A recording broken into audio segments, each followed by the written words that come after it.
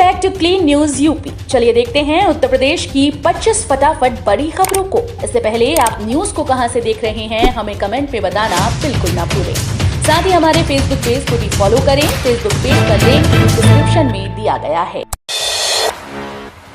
पुरानी कॉपी से कराई जाएगी यूपी बोर्ड 2022 की परीक्षाएं। उत्तर प्रदेश माध्यमिक शिक्षा बोर्ड के 10वीं 12वीं के परीक्षा कार्यक्रम का पूरा शेड्यूल जारी कर दिया गया। यूपी बोर्ड 2022 की परीक्षाएं इस बार पुरानी कॉपीज से कराई जाएंगी। नई कॉपीज का प्रयोग बहुत ही कम मात्रा में होगा। साथ ही यूपी बोर्ड की 10वीं 12वीं की परीक्षा पहली बार 70% पाठ्यक्रम पर होगी। यूपी बोर्ड परीक्षा 2022 के बारे में एक रोचक बात यह है कि यूपी बोर्ड 2022 की परीक्षाएं पुरानी कॉपीज से कराई जाएंगी। वर्ष 2021 की परीक्षा के लिए सूबे के 75 जिलों में 5 करोड़ से अधिक कॉपीज भेजी गई थी, पर परीक्षाएं न हो सकी और कॉपीज का इस्तेमाल भी नहीं हो सका। यूपी के बिजली उपभोक्ताओं को बड़ा झटका, दरें बढ़ाने की प्रक्रिया शुरू। उत्तर प्रदेश विधानसभा चुनाव समाप्त होते ही बिजली कंपनीज ने वित्त वर्ष 2022-23 के लिए बिजली दरों के निर्धारण को लेकर प्रक्रिया शुरू कर दी। बिजली कंपनीज ने राज्य विद्युत नियामक आयोग के सामने 2022-23 के लिए वार्षिक राजस्व आवश्यकता प्रस्ताव दाखिल किया। इसमें बिजली कंपनीज ने 85,500 करोड़ रुपए की मंजूरी मांगी, जबकि 67,000 करोड़ के घाटे का अनुमान जताया है। बता दें कि आयोग को फिलहाल टैरिफ का प्रस्ताव नहीं सौंपा गया। ऐसे में माना जा रहा है कि टैरिफ प्रस्ताव के साथ घाटे की भरपाई को देखते हुए बिजली दरों में बढ़ोतरी प्रस्तावित हो सकती है। 10 मार्च को पूरे दिन बंद रहेंगी वाइन और बियर शॉप। दुकान खुली तो होगी सख्त कार्रवाई। उत्तर प्रदेश में 7 चरणों में 403 विधानसभा सीट्स के लिए हुए चुनाव का परिणाम आज 10 मार्च को आएगा। भारत निर्वाचन आयोग ने मतगणना की सभी तैयारियां पूरी कर ली। कड़ी सुरक्षा व्यवस्था के बीच सभी 75 जिलों में 403 विधानसभा सीटों की मतगणना सुबह 8 बजे से शुरू होगी।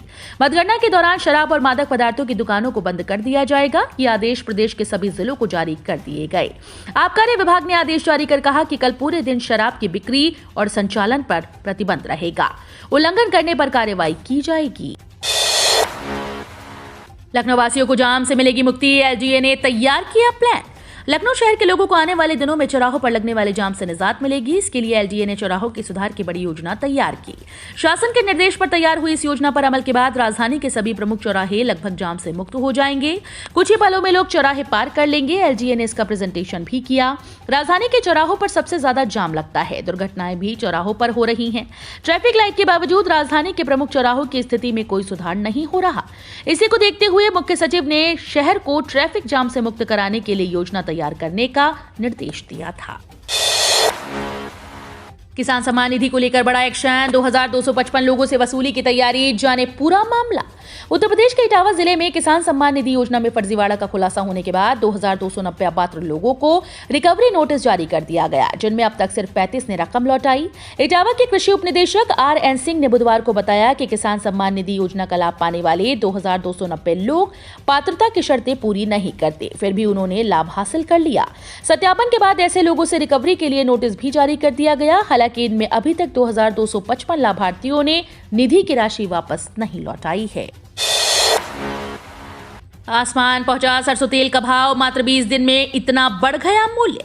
सरसों तेल की कीमतों में भारी इजाफा हुआ। 15 से 20 दिन पहले तक 140 रुपए प्रति लीटर वाला रिफाइंड अब 170 से 75 रुपए के भाव में बिक रहा है। बाजार में तेल के पर्याप्त स्टॉक के बाद भी फुटकर व्यापारियों को माल नहीं मिल रहा, या मिल भी रहा है तो उसके बदले मनमानी कीमत वसूल की जा रही है। बाजार से जुड़े जानकारों के अनुसार रूस व यूक्रेन सनफ्लावर, सोया व पाम ऑयल के बड़े निर्यातक देश हैं। युद्ध शुरू हुए अभी महज 11 दिन हुए हैं। कारोबारियों के अनुसार तेल कंपनीज के पास 3 महीने तक का स्टॉक रहता है। ऐसे में तेल के भाव आसमान छूने का कारण कालाबाजारी व मुनाफाखोरी है। कोरोना के चलते 70% पाठ्यक्रम पर होगी परीक्षा। कोरोना संक्रमण के चलते 1 साल के अंतराल पर इस बार 24 मार्च से शुरू होगा यूपी बोर्ड एग्जाम 2022। परीक्षा में महज 70% पाठ्यक्रम से सवाल पूछे जाएंगे। वाराणसी में बोर्ड परीक्षा में कुल 93,997 परीक्षार्थी इस बार बोर्ड परीक्षा में शामिल होंगे। इन परीक्षार्थियों के लिए जिले में 131 परीक्षा केंद्र बनाए गए। बोर्ड परीक्षा के तहत हाई स्कूल के इम्तिहान 12 कार्य दिवस और इंटरमीडिएट की परीक्षाएं 15 कार्य दिवसों में संपन्न होंगी। बता दें कि कोरोना संक्रमण के चलते पिछले साल परीक्षा नहीं हो सकी थी। अगले 36 घंटों में बारिश की चेतावनी। मौसम विभाग ने जारी किया अलर्ट। तापमान बढ़ने के साथ ही अगले 2 दिनों में बदली छाए रहने और हल्की बूंदाबांदी की आशंका में किसानों की चिंता बढ़ गई। रबी फसलों तिलहनी और दलहनी फसलें कटाई की स्थिति में है। आलू की खुदाई अंतिम दौर में, इसके साथ ही फसल और पक रही है। ऐसे में मौसम की बेरुखी किसानों के लिए मुसीबत साबित होगी। सरसों और मटर की फसल भी तैयार है। आचार्य नरेंद्र देव कृषि विश्वविद्यालय कुमारगंज अयोध्या के मौसम विभाग के वरिष्ठ वैज्ञानिक डॉक्टर अमरनाथ मिश्र ने बताया कि बंगाल की खाड़ी में पश्चिमी विक्षोभ के चलते झारखंड, बिहार व पूर्वी उत्तर प्रदेश में मौसम के बदलने की संभावना बन रही है।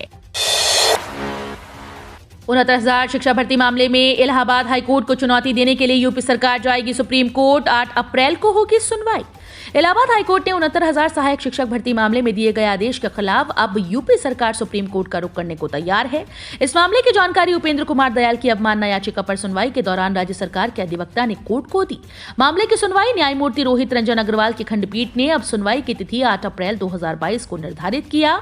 कोर्ट में सुनवाई के दौरान सरकारी अधिवक्ता ने बताया कि उत्तर प्रदेश सरकार 69,000 सहायक शिक्षक भर्ती मामले में इलाहाबाद हाईकोर्ट के दिए गए फैसले के खिलाफ सुप्रीम कोर्ट में विशेष अनुमति याचिका दायर करने की तैयारी में है।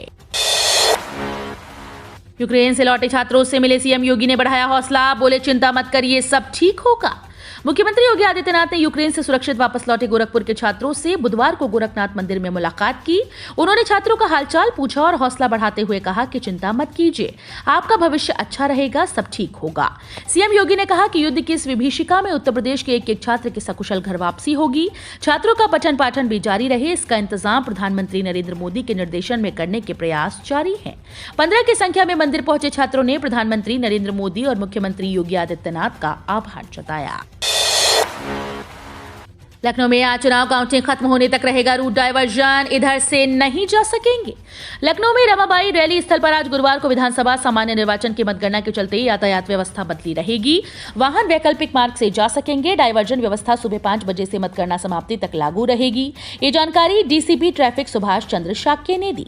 कानपुर रोड से आने वाले वाहन अमौसी एयरपोर्ट शहीद पथ की ओर, बुद्धेश्वर चौराहे से आने वाले वाहन 12 बिरवा चौराहा अमौसी एयरपोर्ट को, रायबरेली रोड से आने वाले भारी वाहन रोडवेज बसों को छोड़कर मोहनलालगंज कस्बा तिराहा से पीजीआई उतरेटिया पुल की ओर, सुल्तानपुर रोड से आने वाले वाहन गोसाईगंज कस्बा तिराहे से अहिमा मऊ शहीद पुल पथ की ओर, कमता शहीद पथ तिराहे से अहिमा मऊ शहीद पथ की ओर इधर जा सकेंगे। यूपी पुलिस की हुड़दंगियों को चेतावनी, मतगणना में गड़बड़ी फैलाने की कोशिश की तो होगी कठोर कार्रवाई। यूपी विधानसभा चुनाव 2022 की मतगणना आज यानी 10 मार्च को होनी है। यूपी पुलिस ने इसके लिए बड़े पैमाने पर तैयारी की।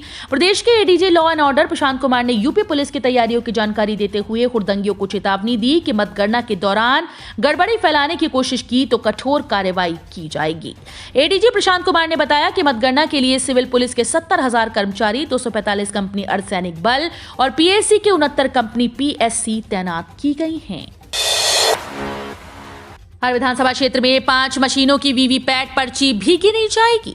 यूपी विधानसभा चुनाव के नतीजे आने में अब कुछ ही घंटे से भी कम समय बचा है। ऐसे में सभी राजनीतिक दलों के साथ ही प्रशासनिक मशीनरी ने अपनी तरफ से तैयारियां पूरी कर ली। लखनऊ स्थित निर्वाचन कार्यालय से जिला निर्वाचन अधिकारियों को काउंटिंग को लेकर खास निर्देश जारी कर दिए गए। सभी जिलों में सुबह 8 बजे से मतों की गिनती शुरू हो जाएगी। सबसे पहले पोस्टल बैलेट गिने जाएंगे। पोस्टल बैलेट की गिनती के बाद इलेक्ट्रॉनिक वोटिंग मशीन में पड़े मतों की गणना की जाएगी। हर विधानसभा क्षेत्र में 5 मशीन की वीवीपैट पर्ची की गिनती भी की जाएगी। माना जा रहा है कि 9 बजे से सभी सीट्स का रुझान आने लगेगा। नई सरकार बनने के बाद होली और दिवाली पर मिलेगा फ्री गैस सिलेंडर, जानिए अफसरों का प्लान। विधानसभा चुनाव के लिए आज गुरुवार को मतगणना के बाद प्रदेश में नई सरकार को लेकर तस्वीर साफ हो जाएगी। सरकार बनने से पहले शासन स्तर के अधिकारियों ने भाजपा व सपा की बड़ी घोषणाओं को लेकर मंथन का दौर शुरू कर दिया। अधिकारी इस माथापच्ची में जुट गए कि किस योजना पर कितना खर्चा आएगा। यूपी पुलिस में कांस्टेबल समेत 31,309 पदों पर भर्ती परीक्षा प्रक्रिया इस साल पूरी करने की तैयारी। उत्तर प्रदेश पुलिस भर्ती एवं प्रोन्नति बोर्ड पुलिस विभाग में 41,443 पदों पर भर्ती की प्रक्रिया इसी साल पूरी करने की तैयारी में है। इसमें से पुलिस सब इंस्पेक्टर एवं समकक्ष के 9,534 पदों पर भर्ती की परीक्षा हो चुकी है। अन्य पदों के लिए अलग अलग परीक्षाएं होंगी। बोर्ड ने अभ्यर्थियों से वेबसाइट देखते रहने को कहा है। वाराणसी में ईवीएम विवाद में बड़ी कार्रवाई। चुनाव आयोग के निर्देश पर नोडल अधिकारी एडीएम सस्पेंड। वाराणसी में प्रशिक्षण के लिए जा रही ईवीएम को लेकर हुए विवाद के मामले में चुनाव आयोग ने बड़ी कार्रवाई की। वाराणसी में ईवीएम के रखरखाव और ट्रांसपोर्टेशन के लिए जिम्मेदार एडीएम एनके सिंह को सस्पेंड कर दिया गया। ईवीएम लदी पिकअप समाजवादी पार्टी के कार्यकर्ताओं ने पकड़ने के बाद बवाल किया था। सपा प्रमुख अखिलेश यादव ने भी सरकार और चुनाव आयोग पर कई आरोप लगाए। मामले का वीडियो सोशल मीडिया पर तेजी से वायरल होने के बाद निर्वाचन आयोग ने जिला प्रशासन से रिपोर्ट मांगी थी। इसी रिपोर्ट को चुनाव आयोग भेजा गया था। वहां से मिले निर्देश के बाद एनके सिंह को सस्पेंड कर दिया गया है। यूपी चुनाव रिजल्ट के पल पल की खबर के लिए बसपा ने बनाई टीम। किस सीट्स पर कौन आगे देगी अपडेट। विधानसभा चुनाव के लिए होने वाली मतगणना की तैयारियां जहां आयोग ने की, वहीं बसपा कार्यालय में भी इसकी तैयारियां पूरी कर ली गईं। प्रदेश की 403 विधानसभा सीटें कहां कौन बढ़ा और कौन घटा, इसकी सूचना देने के लिए लाइव अपडेट टीम तैयार कर दी। इसके लिए चुनिंदा युवाओं को काम पर लगाया गया है। ये टीम पल पल की सूचना तैयार करेगी, जिसे बसपा सुप्रीमो मायावती तक पहुंचाया जाएगा। मायावती लखनऊ में ही माल एवेन्यू स्थित अपने आवास पर रहकर मतगणना की लाइव फीडबैक लेती रहेंगी। वो स्वयं टीवी स्क्रीन के सामने होंगी। मतगणना के दौरान होने वाली किसी भी समस्या शिकायत के लिए पार्टी कार्यालय में एक टीम लगाई जाएगी। पोस्ट ऑफिस के निवेशक 1 अप्रैल से पहले कर लें जरूरी काम, बदल जाएंगे कई नियम। पोस्ट ऑफिस ने 1 अप्रैल 2022 से किसी भी तरह के स्मॉल सेविंग स्कीम जैसे वरिष्ठ नागरिक बचत योजना, मासिक निवेश योजना, टाइम डिपॉजिट अकाउंट आदि में निवेश करने के लिए अब एक बैंक खाता खोलना जरूरी कर दिया। इस स्मॉल सेविंग अकाउंट में जमा राशि पर मिलने वाला ब्याज आपको पोस्ट ऑफिस की सेविंग अकाउंट या बैंक अकाउंट में जमा किया जाएगा। अगर आप पोस्ट ऑफिस के नए नियम के अनुसार निवेश नहीं करेंगे तो आपको मिलने वाली मंथली, तिमाही, छमाही और सालाना मिलने वाले ब्याज का फायदा नहीं मिलेगा। अब ड्रोन खरीदने के लिए किसानों को मिलेगा 5 लाख रुपए तक का अनुदान। केंद्र सरकार की ओर से ड्रोन को खेती में शामिल करने के लिए काफी जोर शोर दिया जा रहा है। इन सभी के पीछे सरकार का मुख्य उद्देश्य है कि वो कृषि को हाईटेक बनाना चाहते हैं। किसानों को ड्रोन की मदद से कम समय में अधिक खेती की सहायता मिल सकेगी। वैसे किसानों को नॉर्मल उपयोग की मदद से सिंचाई में बहुत अधिक टाइम लगता है। ड्रोन को भी अब किसी यंत्रों में शामिल कर दिया गया है। इसके लिए सरकार की ओर से किसानों को लोन के लिए सब्सिडी भी दी जाएगी। ई श्रम कार्ड होल्डर्स को मिलेगा 3,000 रुपए का लाभ। जल्द से जल्द करें ये जरूरी काम। इस पोर्टल के जरिए असंगठित क्षेत्र में काम करने वाले मजदूर खुद को पोर्टल पर रजिस्टर करके आर्थिक मदद सरकार द्वारा पा सकते हैं। इस योजना को देश के कोने कोने तक पहुंचाने के लिए सरकार ने आइकॉनिक वीक की शुरुआत की। उनमें से एक स्कीम का नाम है ई श्रम पोर्टल। इस स्कीम को असंगठित क्षेत्र में काम करने वाले लोगों के लिए चलाया जाता है। देश में एक बड़ा वर्ग है जो किसी न किसी असंगठित क्षेत्र से जुड़ा हुआ है। असंगठित क्षेत्र में रेहड़ी पटरी वाले, किसी कंस्ट्रक्शन साइट, घर में काम करने वाले लोग, घर बनाने के लिए मजदूरी करने वाले लोग शामिल हैं। आरबीआई ने एफडी को लेकर बदल दिए नियम, जान लीजिए वरना होगा नुकसान। अगर आप भी फिक्स डिपॉजिट में पैसे डालते हैं तो आपके लिए जरूरी खबर है। आरबीआई ने एफडी से जुड़े नियमों में बदलाव कर दिया। नए नियम प्रभावी हो चुके हैं। पिछले कुछ दिनों से कई सरकारी और गैर सरकारी बैंकों ने एफडी पर ब्याज दरें बढ़ाई हैं। इसलिए एफडी कराने से पहले थोड़ी समझदारी से काम लीजिए। अगर आपको ये नियम नहीं पता तो आपको नुकसान उठाना पड़ सकता है।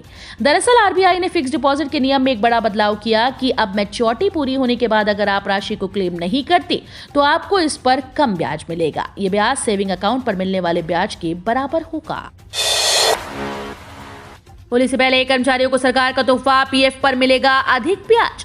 नरेंद्र मोदी सरकार होली से पहले केंद्रीय कर्मचारियों को बड़ा तोहफा देने का काम किया है। जिन कर्मचारियों ने कर्मचारी भविष्य निधि में पैसा जमा करने वालों को अब पीएफ के ऊपर अधिक ब्याज मिलेगा। होली के मौके पर केंद्र सरकार कर्मचारियों को बढ़े हुए ब्याज का तोहफा दे सकती है। इसके लिए गुवाहाटी में बैठक की जाएगी। ईपीएफ में जमा रकम पर 8.5% की मौजूदा ब्याज दर में बढ़ोतरी कर सकता है। बता दें कि फिलहाल पीएफ पर ब्याज की मौजूदा दर 8.5% है। पीएफ पर वर्तमान में जो ब्याज दर दी जा रही है वो न्यूनतम है। इससे पहले अगर 2018-19 की बात की जाए तो उस वक्त पीएफ के ऊपर 8.65% का ब्याज दर मिल रहा था।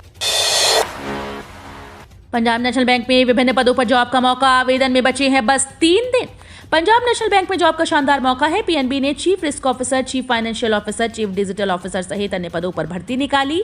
इन पदों पर आवेदन करने की लास्ट डेट नजदीक है। पीएनबी की ओर से जारी नोटिफिकेशन के मुताबिक उम्मीदवार अब आज 10 मार्च 2022 तक ऑनलाइन अप्लाई कर सकते हैं। हालांकि पहले इन पदों पर आवेदन करने की लास्ट डेट 10 जनवरी 2022 थी, लेकिन अब इन पदों पर आवेदन करने की आखिरी तारीख को आगे बढ़ा दिया गया है। भारत के प्रस्ताव पर नेपाल और बांग्लादेश सहमत, पर भूटान की चुप्पी। Press review. इस उप क्षेत्रीय समूह को बांग्लादेश, भूटान, इंडिया, नेपाल का नाम दिया गया है, लेकिन अभी तक भूटान ने इसमें शामिल होने की हामी नहीं भरी और इस समझौते को लागू करने के लिए अगले दौर की वार्ता होनी है। वहीं दूसरी ओर प्रधानमंत्री नरेंद्र मोदी एक दूसरे उप क्षेत्रीय समूह BIMSTEC के सम्मेलन में शामिल होने के लिए मार्च के आखिर में कोलंबो जाने वाले हैं। इस समूह में बांग्लादेश, नेपाल और भूटान शामिल हैं। फरवरी 2020 के बाद BBIN की पहली बार इन पर्सन मीटिंग हुई।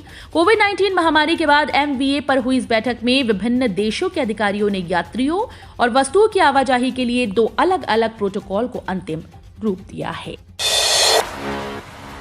बलिया में दोहरीकरण के चलते लखनऊ छपरा सहित 14 ट्रेन निरस्त।